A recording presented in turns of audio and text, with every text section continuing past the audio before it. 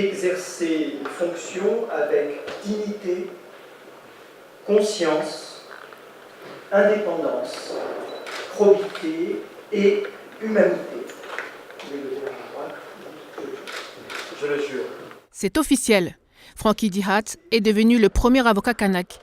Diplômé en droit public et droit privé, il a prêté serment ce matin devant la cour d'assises au palais de justice de Nouméa.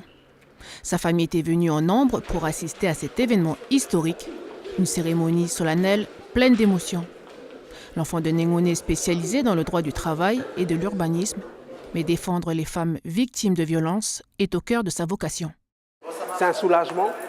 Il faut maintenant appréhender ce qui va se passer demain, c'est-à-dire comment prendre mes fonctions. La pression, elle est effectivement double parce que moi, je veux être un exemple. Et être un exemple, c'est pas seulement prêter serment aujourd'hui, mais c'est aussi exercer et puis pouvoir produire un bon travail plus tard.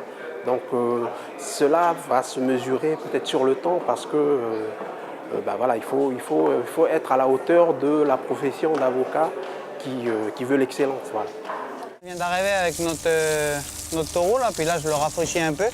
Après je le placerai dans son écurie et puis je vais lui donner à manger. Ce jeune taureau et son éleveur viennent d'arriver ici sur le site de la foire de Bourail après 1 heure de route. Après un transport comme ça, c'est important, ça lui change un peu les idées. Parce qu'il était énervé là, à la descente du camion. Et là ça le relaxe un peu. Demain matin, Impérial aura droit à une nouvelle douche avec du savon de Marseille, histoire d'être reluisant pour le concours catégorie taureau. Mais ce sera difficile de détrôner Hidalgui, le vainqueur des 2 dernières éditions. À 2 pas de là se trouve Image, une limousine de 850 kilos. Elle est une habituée des concours, mais cette année, elle n'est pas toute seule. Elle va concourir dans la catégorie vache Sweetie. Première année qu'elle est avec Sweetie, avec son veau. Elles sont gros là. Là, il est encore un peu créatif, il ne bouge pas trop. Là. C'est la première fois qu'il va avoir du monde demain. Les concours bovins ouvriront le bal de cette 39e foire de Bourail dès demain à 8h.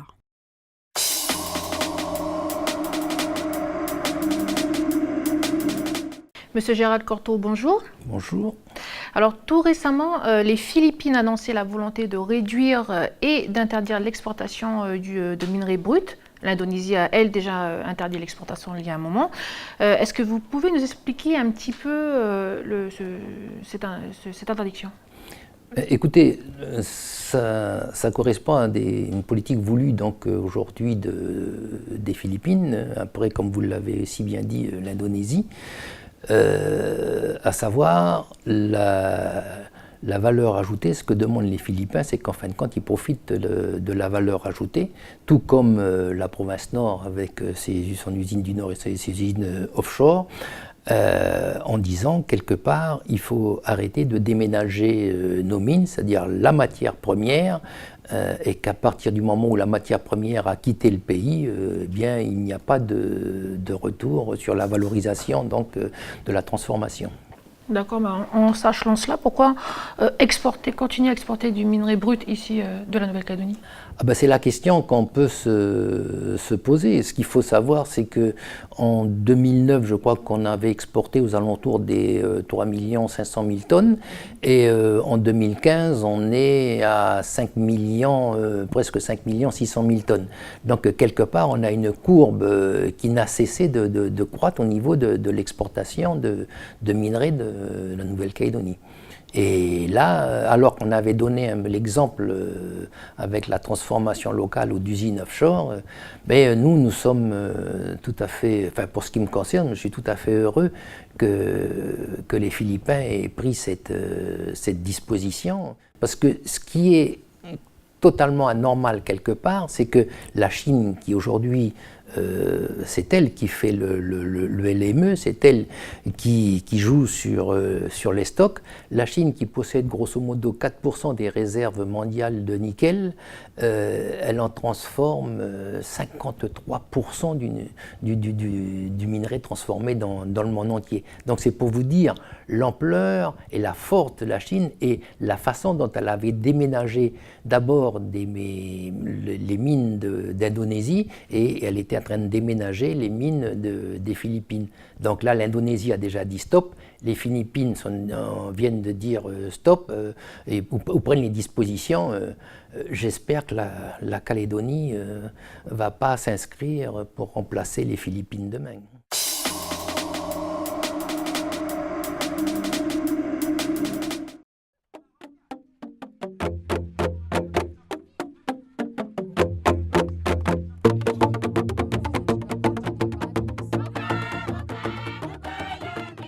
Voici la mine d'or abandonnée de Ponguna dans l'île de Bougainville.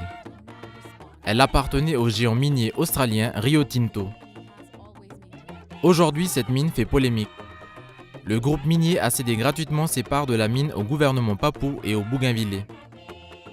Selon le Parlement provincial de l'île, il s'agit d'un cadeau empoisonné.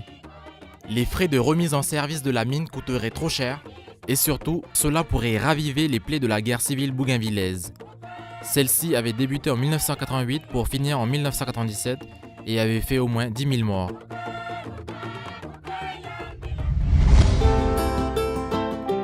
Déception pour l'équipe féminine de beach volley du Vanuatu. Miller Pata et Linlin Matauatu ne rejoindront pas leurs compatriotes au Brésil. Lors du tournoi de qualification aux Jeux Olympiques de Rio, elles avaient terminé 4e, juste derrière l'Italie. Coup du sort, l'une des joueuses de l'équipe italienne a été contrôlée positive lors des tests antidopage. Du coup, les Vanuataises espéraient les remplacer. Sauf que la Fédération internationale de volleyball a préféré garder l'équipe italienne. La joueuse dopée a simplement été remplacée.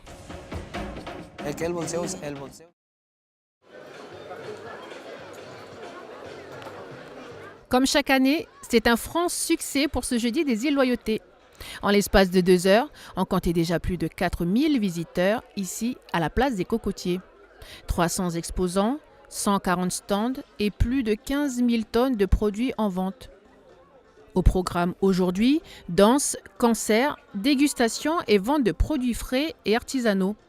Une opportunité pour les Loyalsiens de mettre en valeur leurs produits. D'habitude, on parle de Lifou et Marais, mais bon, il y a UVA aussi avec nos produits phares tels que le poisson et le cocotier, le copra. Mais là, il y a aussi le maraîchage. C'est vrai que c'est un coût, mais bon, il y a les institutions qui donnent la main à l'association qui chapeaute tout ça. Et en même temps, nous, c'est plutôt pour nous faire connaître.